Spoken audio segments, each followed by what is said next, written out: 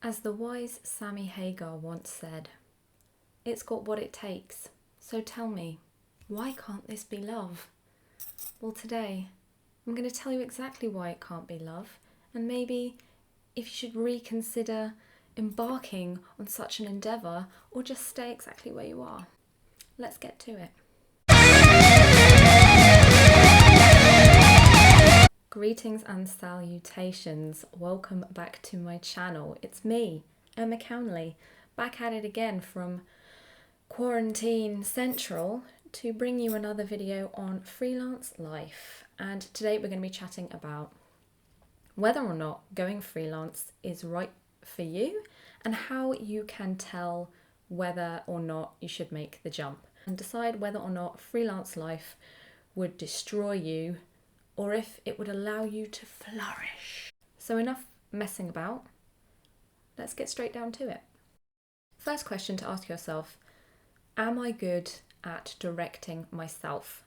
When you're freelance and you are running a business, you don't have a marketing manager or any type of line manager coming in and telling you which business initiatives are going to be successful or how you need to pivot yourself or position yourself or the kind of initiatives you need to do in order to build a successful business. You don't have any of that shit. You have to develop your own initiatives based on your learnings and then gradually change and evolve and develop them as you go based on the situations. Look at what's working for you, look at what isn't working for you, and make commercial decisions based on that.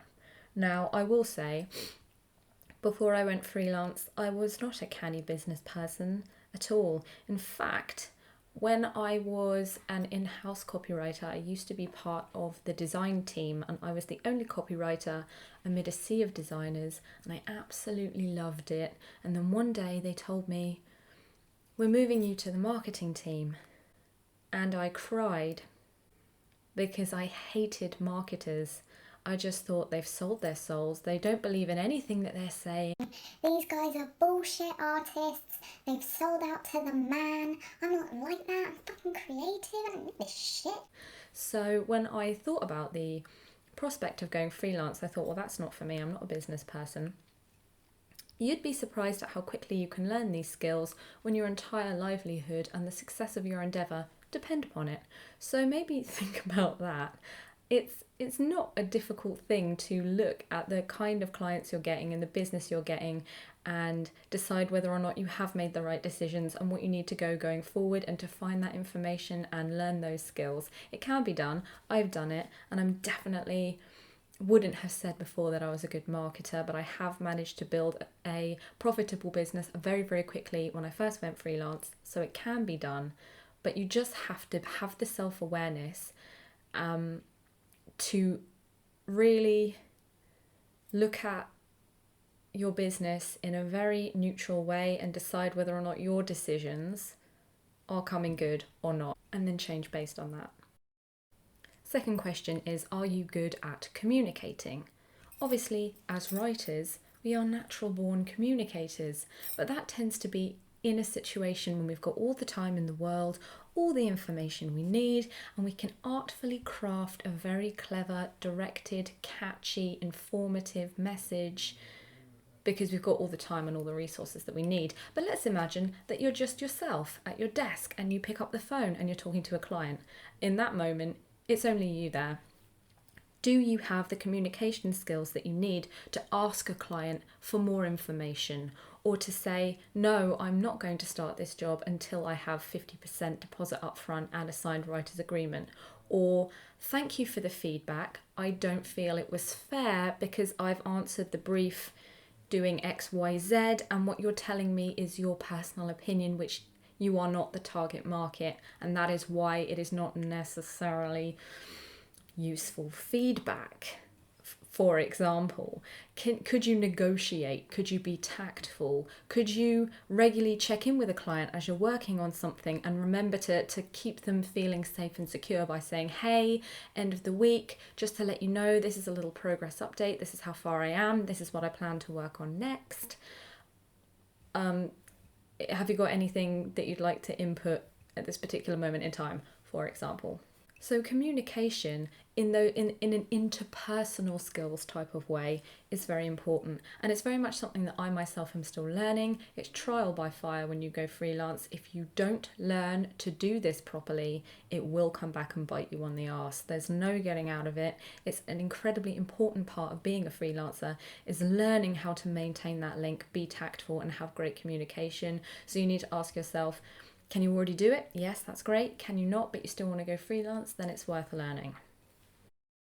Would you be happy working alone? Not all freelancers work alone. Some of them take contracts and get to work in offices with fully fledged teams. Others go in office a couple of times a week. Some people like to rent co-working space. So being freelance is not ultimately completely about being alone, but there are times when you will be by yourself. You won't have a team to vibe off of. You won't have colleagues necessarily. There may be large periods of time when it's just you, like this, at a desk, completely alone. Is that going to be okay with you? Do you suffer from loneliness? Do you need other people? The answer to that question will very much depend on the kind of freelance business that you decide to start. Are you going to do contract hopping, which allows you to go in office with a client and stay there with a team? Or are you going to work alone at home and build up a portfolio of clients that you do ad hoc work for remotely? It all depends on you, but that's a question that you really need to ask yourself, because some people are just not ready for that type of isolation. And I have had freelancers reaching out to me in the past in reaction to a video that I did on freelance loneliness, which I'll link up here and down there. And they said they had to give up being freelance because they couldn't handle the loneliness. So it's very much a question that you need to consider. Do you have a clear idea of what your professional goals are? You can't embark into freelance life and then float around doing nothing. Like with being your own manager and being your own marketer, you also need to be your own HR team, right? You need to make sure that you are hitting your career goals and your business goals. It's all down to you. The great thing about being freelance is that you have ultimate control over how much you earn, who you work with, the kinds of jobs you do. So you need to make sure that you have you're driven enough and ambitious enough in your mind to know what you need to hit and to break down those steps of how to get there and to get yourself there. If you don't, you'll end up kind of just drifting about doing whatever, and you may not necessarily get that job satisfaction that you can enjoy being freelance if you don't have that. So you need to have a really good, clear idea of what you want to get out of being freelance before you do it, and make sure that you're getting that. Use SMART goals or something. I'll put loads of resources for you below and how you can outline goals and how you can hold yourself accountable and set milestones so that you know what to do before you actually launch off. Can you learn while you work? Being freelance, you don't have somebody popping over to say, hey bud, would you like to take a course this month? We'll pay for it for you and everything will be cushy and nice. You're in charge of your own learning. Are you motivated enough to take that challenge on? Can you keep reading and learning and growing? Because obviously no profession is static, right? You always have to be learning new skills. Do you have what it takes to isolate the skills which are going to make you more valuable as a professional within your industry, and then take it upon yourself to pay for that course, vet it yourself, take it, learn from it, and implement what you learned? Because that is an important part of being a freelancer.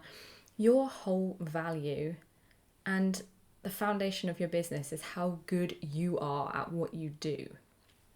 So you need to make sure that you're always amazing at what you do, and you need to do that by continually learning.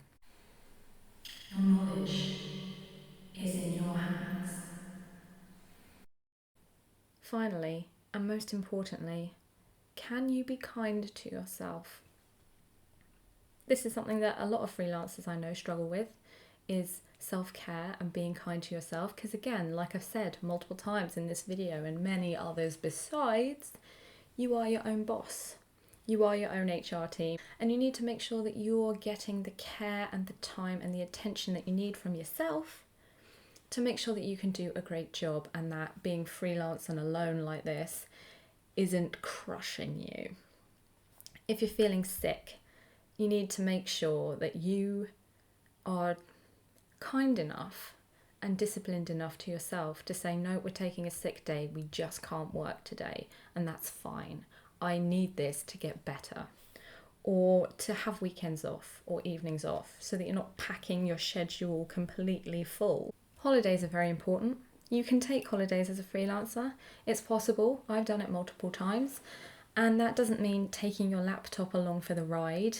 I know that Instagram and LinkedIn make these workcations look very glamorous and, oh, I'm still working, but I'm on a sun lounger in Bali. Oh, that's great. While you're doing that, I'm going to be drinking a cocktail and jumping in the sea. Do you know what I mean? Like, it can be done, and you deserve a break. It's good for you. So you need to have the balls to tell yourself that you are having a holiday. Also, you need to not be so overly critical and self-critical and bully yourself. And this is something that I am so guilty of all the time, and it's a constant learning curve for me. Don't bully yourself. Stop looking at other people and what they're doing. Focus on yourself, your business goals, and try and focus on the positive things that happened and the way that, because it is always so much better than you think it is. So being overly critical and bullying yourself as a boss is not helpful, and neither is this whole hustle culture situation. In the first few months of going freelance, you will need to work harder. I'm not going to sugarcoat it. For the first 6 months or so, you are going to have to fucking hit that so hard if you want a profitable business, like fast, to be able to have a really great living wage from what you do. I took on a full-time contract when I was only 3 months into freelancing, which meant Monday to Friday 9 to 5 with this one client, but I also wanted to build up my ad hoc freelance client portfolio as well. So I was doing all of that other work on top of this 9 to 5 contract just to build those relationships, and it fucking killed me. I was working all weekends, I was working in the evenings, in the mornings, on my lunch breaks. It was full on, long ass days, and it was fucking horrible. I would never do it again. But I needed to do it in those early days to really get the fucking wheels turning, have something great for my portfolio, build those relationships, you know? But hustle culture isn't for always. It's only for the beginning. And if you set your business up properly from the ground up, you won't need to work like that. You can be a kind boss. You can have holidays. You can work 9 to 5 or 9 to 6 and then shut everything off and walk away as you should.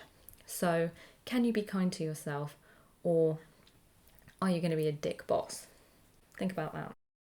There we go. Go away, ask yourself these questions, and then come back to me and tell me what's good. Leave a comment below so that I can see how you got on. And if you have any of your own questions that you think are important to ask, leave those in the comments section below as well, and let's get chatting. Or you can find me on Twitter at EJCownley and chat with me there. And don't forget to give this video a thumbs up and to subscribe to my channel if you enjoyed this. It really helps me when you do that. It's good for the channel, it's good for my heart, and it's great for our relationship. You and me. Our relationship. As always, I will load up the description box with links, videos, articles and stuff that you can go away and read for more info on everything that I've discussed here, just in case you feel like you want to do some extracurriculars. And on that note, I'll see you back here, same time, same place, in 2 weeks for more Kiss My A's. Take care. Peace out. It's got what it takes. Tell me why I can't.